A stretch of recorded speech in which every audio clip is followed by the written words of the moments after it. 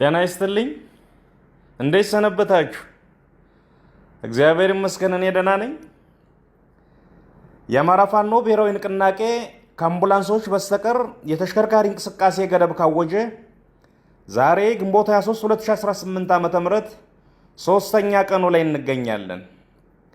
በየአቅጣጫው ያለ ህዝባችንና መላው የፋኖ ሰራዊት ይህንን መመሪያ አጠናክሮና ተጠናክሮ እንዲያስከብር ገና መልእክቴን ስጀምር አደራ ለማለት እወዳለሁ።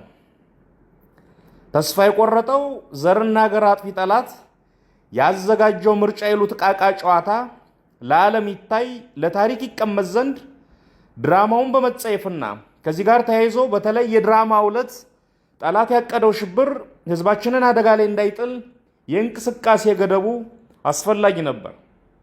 አውጀነዋል። ሙሉ በሙሉ ተተግብሯል።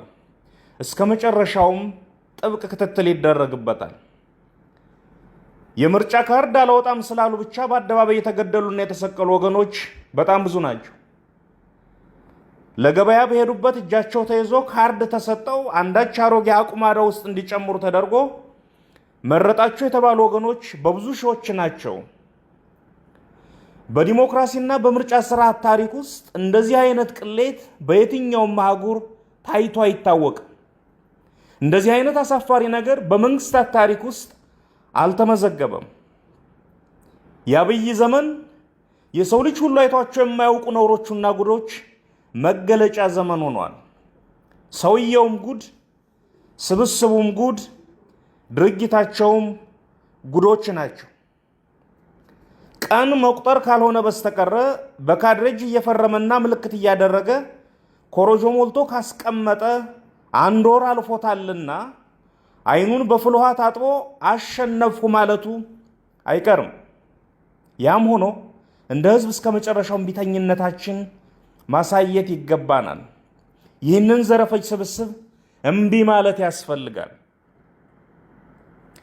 በእኛ በኩል በአንድ እጃችን የድርጅታችን መዋቅር እያስተካከልን በሌላ እጃችን ስትራቴጂካዊ የሆኑ ወታደራዊና ፖለቲካዊ ስራዎችን በጥልቅ አቅደናል። ወደ ተግባርም እየገባን ነው። ግዙፍ የሆኑ ወታደራዊ ፖለቲካዊና ዲፕሎማሲያዊ ድሎችን እያስመዘገብን ነው። በመጪዎቹ ወራት ይለይልናል። ህዝባችንም ለዚህ ይዘጋጅ። ከጥይት በላይ ፍርሃት በየቀኑ ደጋግሞ ይገድላል። ይህ ትውልድ ከአንድ መራራ ሐቅ ፊት ቆሟል። ወይ ህልውናውን ወይ ጥፋቱን ይመርጣል። ህዝባችንና ቀያችን የሀያላን ሀገራት ድሮንና የዘመናዊ መድፎች የመግደል አቅም መሞከሪያ ሆኗል። ይህ የመጨረሻው ምዕራፍ ነውና ሁሉም ይዘጋጅ። ሁሉም አማራና ኢትዮጵያዊ በእጁ ያለውን ሁሉ ወደ ጠላት ሊወረውር የሚገባው ወቅት ላይ ነን። ብዙ ጊዜ ህዝብ በእጁ ያለውን አቅም በውል ስለማይረዳ ወይንም እንዳይረዳ ስለሚደረግ የአብይ አይነት ጭራቆች ተጨማሪ የመግደያ ዕድሜ ያገኛሉ። ከፈጣሪ በታች ትልቁ ኃይል ያለው ህዝብ መዳፍ ላይ ነው። አምባገነኖች በቁጣ ያልተጨበጡ የህዝብ መዳፎች ላይ ይፋፋሉ። በእኛና በነፃነታችን መካከል ያለው ግድግዳ ፍርሃትና ጥርጣሬ ነው። የደፋር ጭቁን የለም። ቀጥ ብለን እንሄድበት፣ የፍርሃት ግድግዳው ይወድቃል። ህልውናችን ይረጋገጣል። ሀገርና ባንዲራም ያርፋል። ወታደራዊ ስራችን ዋናው ስራችን ነው።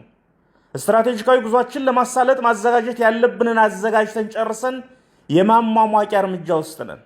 የፖለቲካ፣ የህዝብ ግንኙነት፣ የፕሮፓጋንዳና የዲፕሎማሲ ስራችንም እንደዚሁ መልክ እየያዘ ነው። ዲያስፖራው ውስጥ ያለውን ግዙፍ አቅም ለመጠቀም የሚሰሩ ስራዎችም በሚቀጥሉት ወራት ውስጥ ከሚከናወኑ ዋና ዋና ትኩረቶቻችን መካከል ይሆናሉ። በአንድ መቆም ዘመን የወለደው ግዴታ ነው። ያለበለዛ በየተራ መጥፋት ዘመን ያመጣው ጣፋንታ ይሆናል። በሀገርና በቀጠና ደረጃም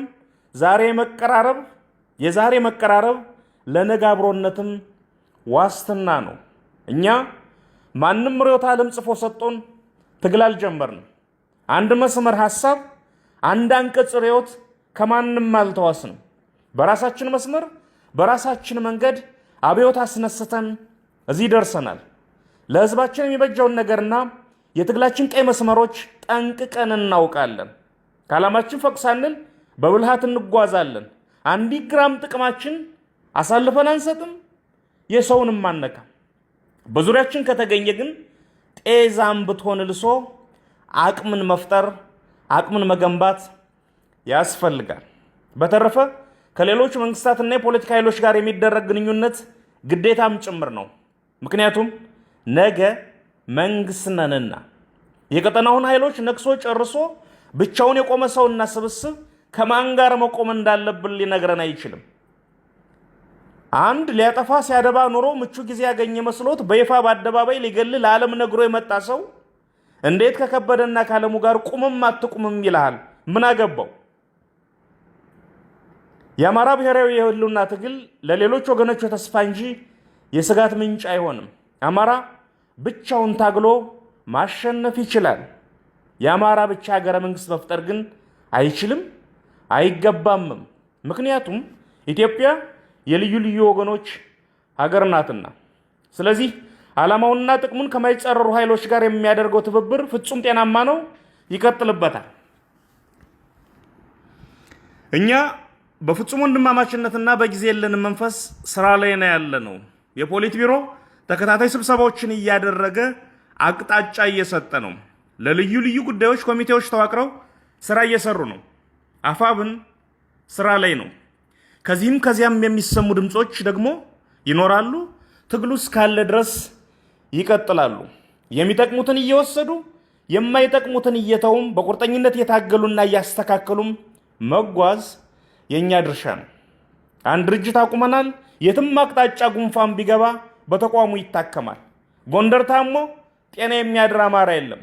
ጎጃም ጎብጦ ቀና የሚል ትግል አይኖርም። ስለሆነም ኮሽ ሲል ድርጅቱ ፈጥኖ ደርሶ ያስተካክላል።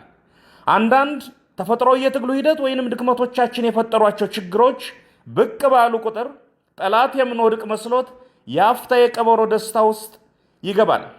በደምና ባጥንት የተሰራ በሰቆቃ የተጠራ አብዮት ያለነው ቦታ ሳይደርስ አይወድቅም፣ አይቆምምም። ቁርጣቸውን ወቁት።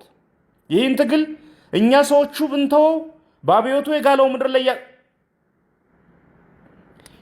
ይህን ትግል እኛ ሰዎቹ ብንተወው በአብዮቱ የጋለው ምድር ያበቀላቸው ዛፎች የሚያስቀጥሉትና ዳር የሚያደርሱት ያክል ማሸነፋችን ላይ ተጠራጥረን አናቅም። የታሪክ ምህረት አልባ ጉዞ ያስነሳው ማዕበል የሚያቆመው ድል የተባለ መዳረሻ ብቻ ነው። ችግሮች ይፈጠራሉ፣ ይፈታሉ፣ እንደገና ይፈጠራሉ፣ እንደገና ይፈታሉ፣ ይፈጠራሉ፣ አሁንም ይፈታሉ። በዚህ መልኩ ወደፊት ይጓዟል። ይህ የትግል ተፈጥሮ የህይወት ቀመር ነው። በየደረጃው ያለን መሪዎች እንበርታ።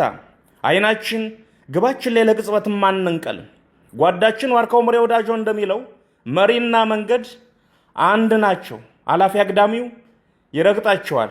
ይህ የመሪ ወጉ የመሪነት ደሞዛችን ነውና በፈገግታ ተቀብለነው በኪሳችን መተነው ወደፊት መጓዝ ነው። ትልቁ ምላሽ ምንም አለመመለስ ነው እንዲሉ ጫጫታና ግርግር ትኩረታችን ሳይሰርቀን ለሁሉም ነገር ምላሽ መስጠት ሳይገደን ወደፊት መጓዝ ነው። ጽናት ከስናይፐራችን በላይ የድላችን በር የሚከፍት ቁልፍ ነው። በጎ ምኞቶች ጫፍ የሚያደርስ የራሳቸው እግዚአብሔር አላቸው። በጎ ምኞታችን ላይ ሐቀኛ ጥረት ከጨመርን ድል ያለበት ሀገር ካፍንጫችን ይቀርባል። ይህ የመሳሪያና የቅንነት አብዮት ነው። ቅንኖን ቅንነት የማያከስር ፖለቲካችን ያልተጠቀመበት ሀብት ነው። ውድ የአማራ ሕዝብ ሆይ አይዞህ በርታ። እነዚህ ዘረፈጆች ይንበረከካሉ፣ እናንበረከካቸዋለን። ውድ ኢትዮጵያውያን ወገኖቻችን ሆይ አይዟችሁ በርቱ። ከተባበርን ያናፋል እንጂ ቅሽም ጠላት ነው ያለን። እናንበረከከዋለን። በያለንበት እንነሳ። ይህን ጸረ ሰው ቡድን ከዙፋኑ ላይ እናንሳ።